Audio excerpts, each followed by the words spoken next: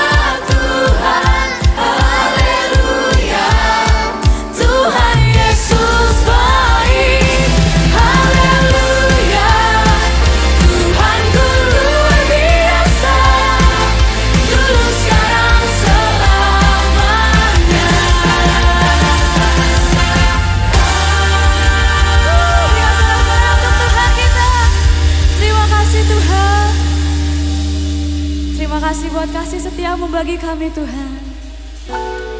Boleh Joy sekali lagi kita angkat kedua tangan kita di hadapan Tuhan. Kita mau sama-sama arahkan hati kita kepada Tuhan.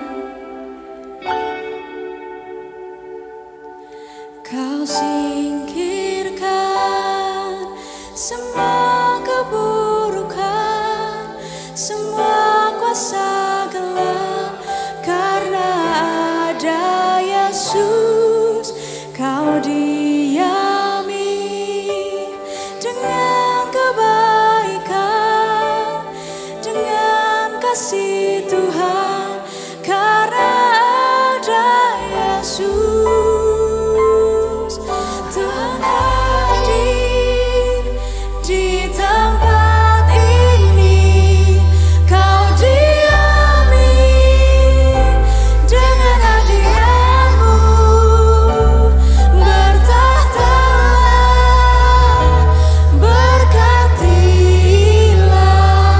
berkaryalah Roh-Mu di sini. Berikan tepuk tangan untuk Tuhan kita.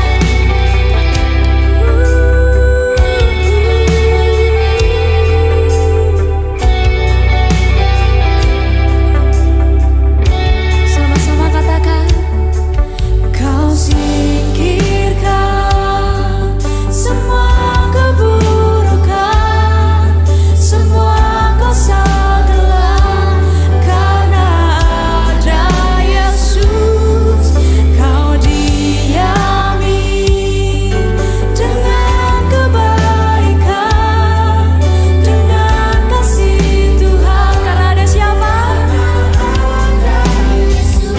Mari sama-sama katakan, Tuhan hadir di tempat ini, kau diami dengan hadiratmu, bertahtalah, berkatilah, berkaryalah Roh-Mu di sini.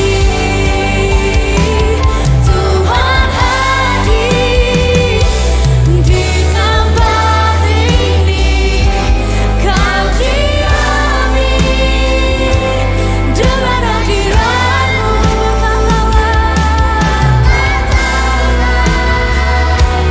berkatilah, berkaryalah Roh-Mu di sini.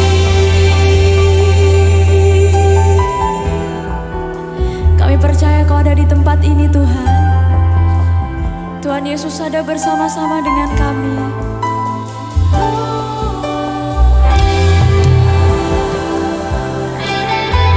Mari sama-sama angkat kedua tanganmu. Kita mau sembah Tuhan.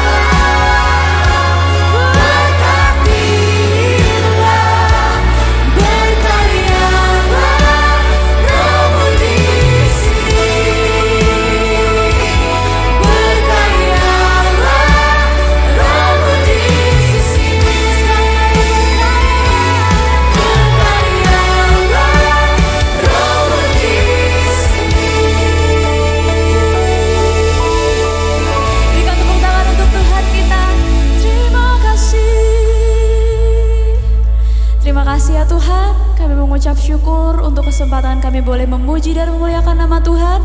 Sebentar kami akan melanjutkan acara kami Tuhan. Tuhan sertai Tuhan dari awal pertengahan hingga akhirnya di dalam nama Tuhan kami Yesus Kristus. Yang percaya sama-sama katakan amin.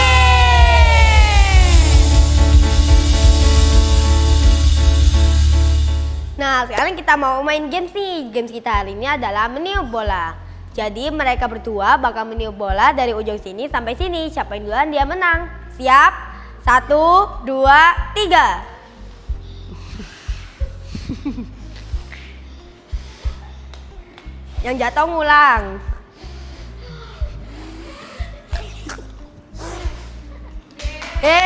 Jadi pemenangnya adalah Kevin. Kalian bisa coba di rumah ya. Halo semuanya, welcome to Joy Kids lagi. Nah, di minggu ini Missnya mau tanya nih, siapa yang udah mulai masuk sekolah? Udah mulai masuk sekolah? Ya semua pasti udah mulai masuk sekolah ya, karena ini udah minggu terakhir di bulan Juli. Nah, kemarin-kemarin waktu liburan nih, siapa yang main air? Yes, main air. Mungkin entah di pantai atau mungkin di kolam renang atau dimanapun, mungkin bahkan di rumah sekalipun ya, main air di dalam bak. Nah, siapa di sini yang pernah berjalan di dalam air? Pasti pernah ya, waktu kita berenang di entah kolam pendek atau mungkin kita yang segini kita berusaha untuk berjalan. Tapi siapa di sini yang pernah bisa berjalan di atas air? Misalnya nih ya, kolam renang ya, ini airnya begini, kita jalan di atasnya nih. Bener-bener di atasnya, bukan kita masuk ke dalam terus kita jalan di atasnya lantainya kolam renang, bukan, tapi kita berjalan di atas. Atau mungkin waktu kita di laut ya, di pantai, bukan di laut ya, di pantai ya, kita berjalan di atas air laut itu.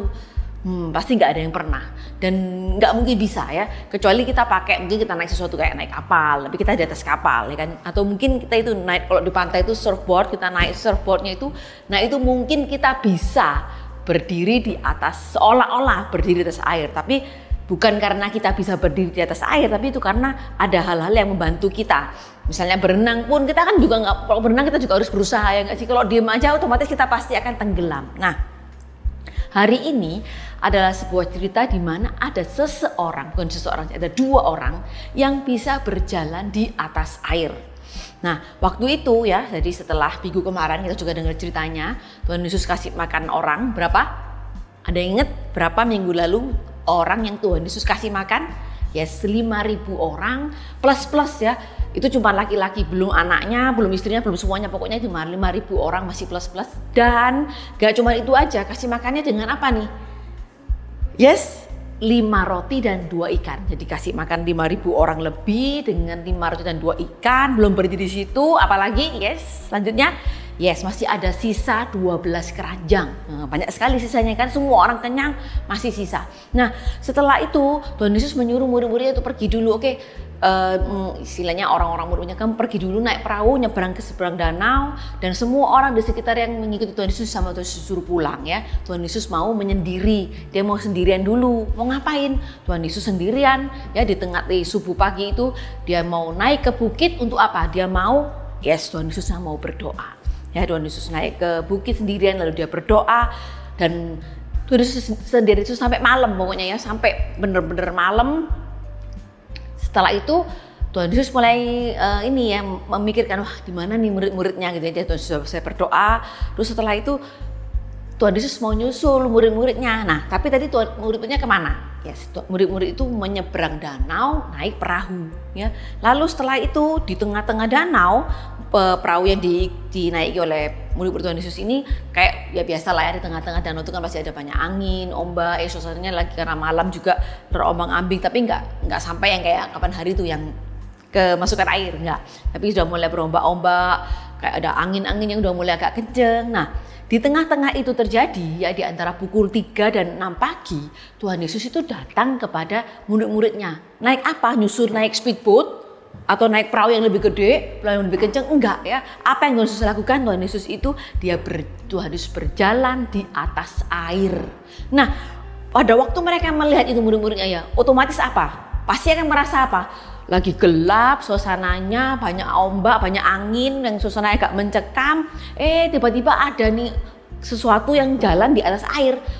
Otomatis mereka merasa sangat ketakutan, dan waktu mereka teriak, hantu gitu ya, karena mereka merasa sosok yang istilahnya menakutkan. Di tengah-tengah ombak begitu keras tiba-tiba ada sosok yang berdiri di situ. Nah, lalu Tuhan Yesus bilang, jangan takut, tenang, jangan takut, aku ini Yesus gitu ya. Lalu Petrus ini ya, murid Tuhan Yesus yang selalu paling istilahnya paling banyak bicara, paling banyak actionnya, dia bilang sama Tuhan Yesus, kalau engkau memang Yesus, suruhlah saya datang berjalan di atas air. Di atas air loh ya, bukan dalam air, di atas air. Lalu apa yang dikatakan Tuhan Yesus? Datanglah. Nah, Petrus disuruh Tuhan Yesus datang, otomatis Petrus melangkah dong, dia keluar dari perahunya, lalu dia berjalan di atas air ya. Nah, ini adalah momen di mana dua orang ini, yaitu Tuhan Yesus dan juga Petrus, berjalan di atas air. Nah, seperti Demis bilang ya, suasananya pada situ anginnya lumayan kenceng ya. Mungkin nggak sampai sekencang angin ribut, tapi sudah mulai menghempas. Dan kalau kita berjalan di atas air yang anginnya kencang, otomatis pasti kan ombaknya juga wer gitu ya. Nah, Petrus merasa apa? Dia mulai merasa ketakutan, dia mulai ragu-ragu, aduh bisa nggak nih aku jalan di atas air ya? Karena memang tidak masuk akal untuk kita manusia bisa berjalan di atas air. Akhirnya apa yang terjadi? Ketika Petrus mulai ragu-ragu, dia mulai ketakutan, lalu dia mulai apa? Mulai sedikit dia apa? Dia tenggelam ya. Lalu dia berteriak, Tuhan tolong gitu ya. Lalu sama Tuhan Yesus istilahnya Tuhan Yesus mengulurkan tangannya dan menangkap Petrus. Lalu Tuhan Yesus berkata kepada Petrus, kamu ini kok nggak percaya, kok kurang percaya, kenapa kamu kok ragu-ragu sama aku, kata Tuhan Yesus. Lalu akhirnya Tuhan Yesus mungkin gandeng Petrus gitu ya, entah ditarik gimana, lalu mereka berdua berjalan menuju ke atas perahu, dan saat itu juga angin tiba-tiba berhenti. Nah, lalu semua murid-murid Tuhan Yesus yang melihat itu, mereka sujud menyembah Tuhan dan berkata, sungguh Tuhan adalah Anak Allah.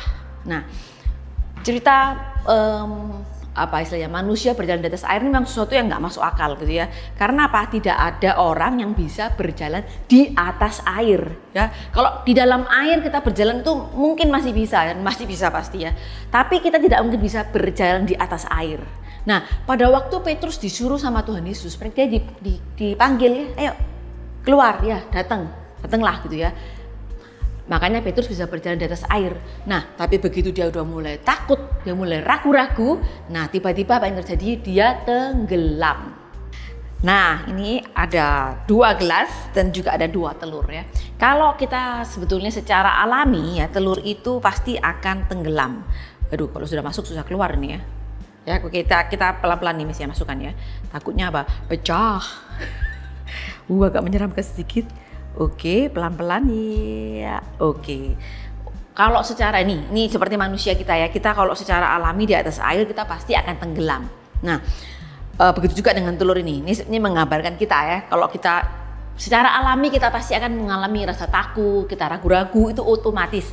Nah, tapi kalau kita terlalu fokus sama ketakutan dan keraguan-raguan kita, akhirnya kita jadi apa? Orang yang tenggelamnya nggak bisa ngapa-ngapain, yang bingung gitu ya. Nah, beda kalau seandainya ini di dalam air ini misnya taruh garam. Untuk apa? Garam ini bisa mensupport ini telurnya tidak tenggelam. Nah, garam ini seperti apa? Garam ini seperti firman Tuhan ya buat kehidupan kita. Yang membuat kita itu, ya kita tetap bisa ragu-ragu, pasti. Karena itu manusiawi, misalnya itu naluri kita ya, manusianya kita. Sama kayak kalau ini, kita dalam air tenggelam, telur dalam air tenggelam, tapi garam itu ada seperti firman Tuhan. Yang istilahnya menolong kita, ya mensupport kita supaya kita nggak sampai jatuh atau tenggelam ke dalam ketakutan dan keraguan-raguan kita.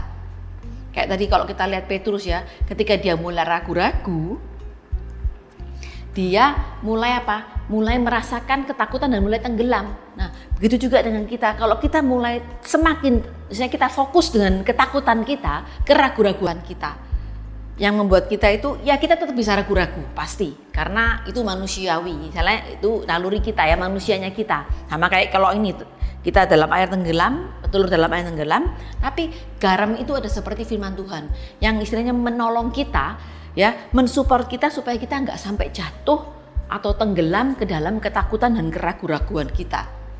Kayak tadi kalau kita lihat Petrus ya, ketika dia mulai ragu-ragu, dia mulai apa? Mulai merasakan ketakutan dan mulai tenggelam. Nah, begitu juga dengan kita. Kalau kita mulai misalnya kita fokus dengan ketakutan kita, keraguan-raguan kita, akhirnya apa? Kita menjadi orang yang nggak bisa apa-apa. Ya, kita mulai cuman kira, aduh gimana ya, kok gini, gimana ya, begitu, akhirnya kita Kita nggak melangkah, kita nggak melakukan sesuatu. Kalau tadi waktu Petrus disuruh Tuhan datang, dia melangkah dan dia bisa berjalan di atas air.